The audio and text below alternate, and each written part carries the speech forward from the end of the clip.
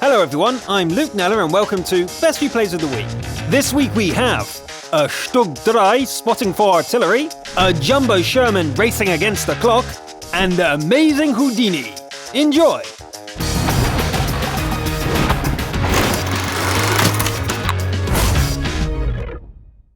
The star of this week's steel wall is the Soviet T-54, famous for its bouncy turret. It's a tough machine for sure, but Houdini from the EU region makes it seem utterly indestructible.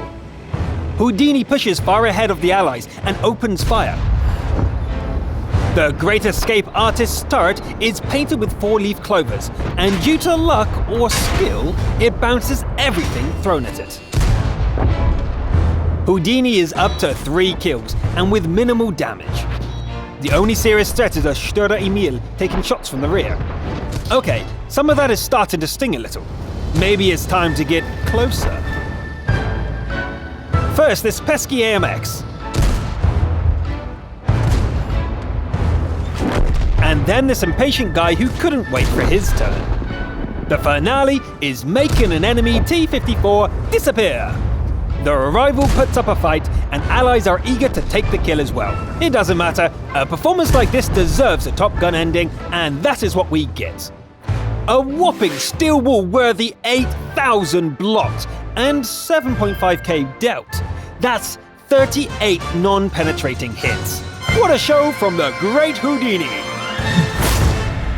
In the next replay, Kianko from the Asian region plays as a Confederate on Malinavka. The battle is an encounter, and Kion's machine is in the middle of the list. The Stug 3 is a classic tank destroyer, best used as a stealthy sniper. The Panzer 3 chassis gives it a high speed, which helps in getting into position before the opponents arrive. Kion makes full use of the TD strength, and pours a torrent of fire onto the distant foes.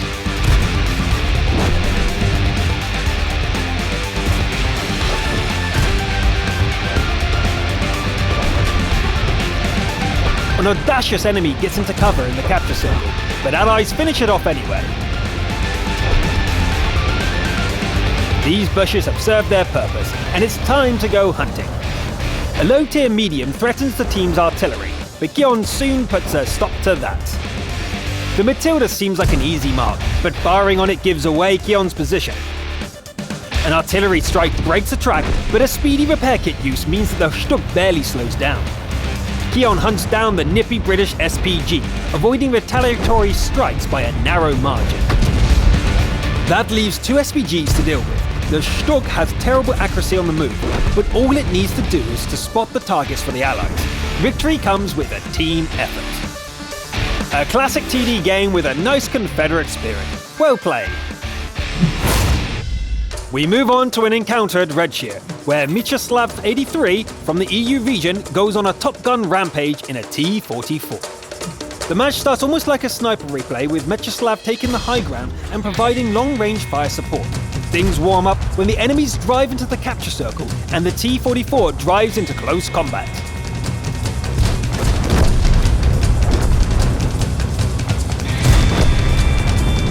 Another bout of long-range sniping follows, ending with a charge and a kill at close range.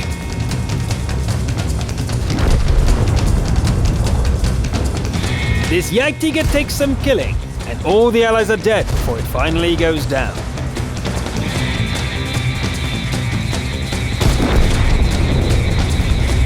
The next opponent is already here. The Nashorn lands 2 hits and damages the ammo rack before dying. The T-44 can't take this kind of punishment for much longer.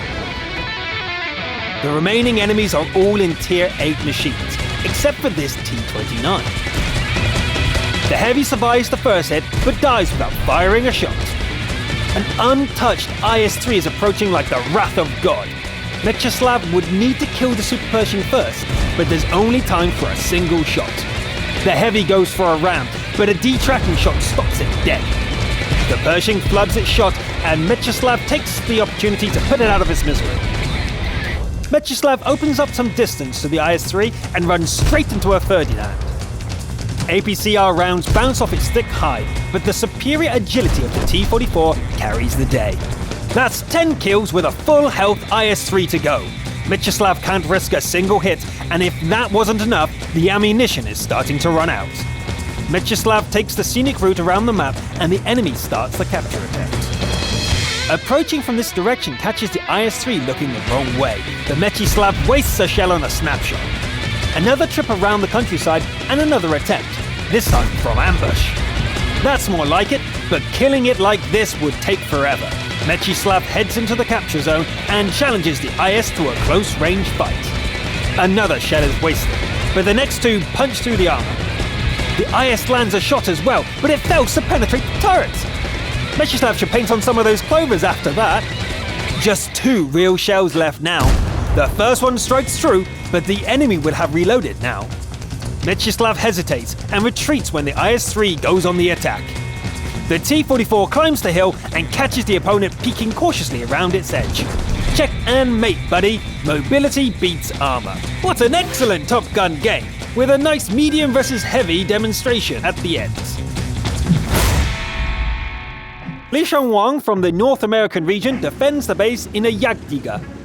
The match is a standard battle on Lakeville, and the big German TD is on top tier. Teammates fan out across the map while Wang takes a position overlooking the little lake. A shot pings off the front armor and the Jagddiga falls back towards the capture circle. The first victim is a Diga Zwei on the other side of the lake. The Allies are overwhelmed in the city and Wang has to retreat into cover.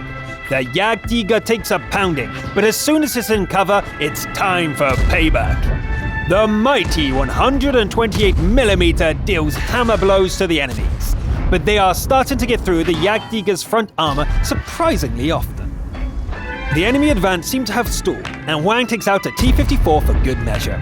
The relative calm lasts only for moments, however, as the enemies push right up to the base with another T-54 in the capture circle.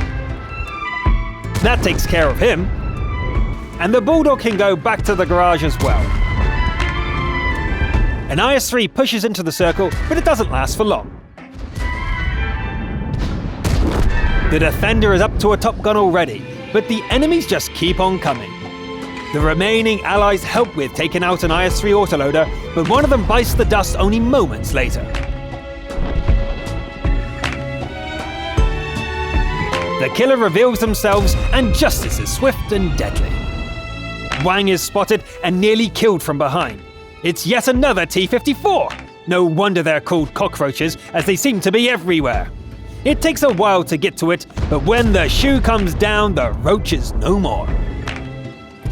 The ally is putting up a valiant defense, but it's best to lend a hand. 10 down, 2 more to get. Wang peeks west, turns back, and comes close to being killed from behind. Close doesn't count though, and the enemies are down to a single IS. So where is the last tank? As it happens, they have fallen victim to the new physics. Or maybe this is just some next level tactic I can't figure out. Either way, it doesn't work and the Defender ends the game with 12 kills. Only 55 defense points, but Wang is definitely the Defender of the Week. Congratulations! The last replay of the day comes from North America, where Domur will do whatever it takes to secure the victory. The map is Abbey, and the M4A3E2 Sherman Jumbo is top tier. Domur is using the 105mm howitzer. As you can see, it's a powerful gun. If you can manage to land a hit, that is. A Panzerfia harasses the platoon mate, but a quick double tap takes care of that. A T-67 goes for the ally as well, and is swiftly dealt with. There are more enemies here, and try as they might, they just can't get through the Jumbo's armor. Protecting the wounded platoon mate is getting difficult, however.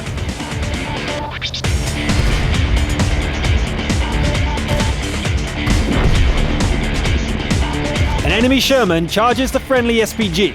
A fast target at nearly 400 meters? Not a problem. An Excelsior turns up in the Abbey, but it quickly learns it's not welcome here. Domur knocks out an SPG, but the Allied one is toast as well. A KV-85 attacks from the side, but it goes down without causing any damage. The OI lands a massive hit. Luckily, even a Jumbo can accelerate downhill, and medium tank tactics work well on the Behemoth.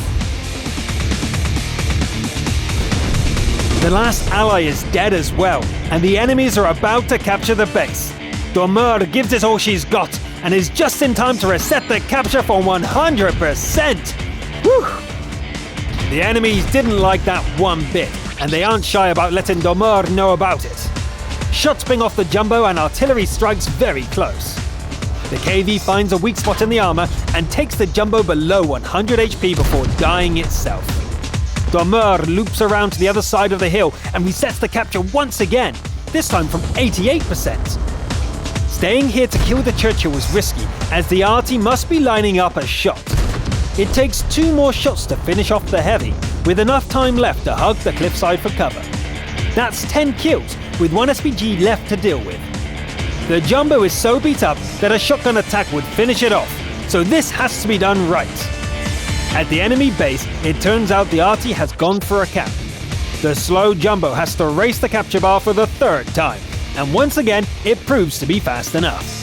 The opponent takes a shot, misses, and seems to give up the fight. The SPG could back up and reload, but instead it just accepts its fate. Good game. That's what we call a crucial contribution, with 11 kills, a ton of damage dealt, and a chest full of medals. Congratulations! That's it for this episode. I hope you enjoyed it. Those were some tough names needing to be read this episode, but I'm Luke Neller, thanks for watching, and I'll see you next time. The relative calm lasts only for moments, however, as I hit the microphone stand. While Wang takes the position overlocking? That's 10 kills with a full elf. Dormeur gives us all she's got, Captain!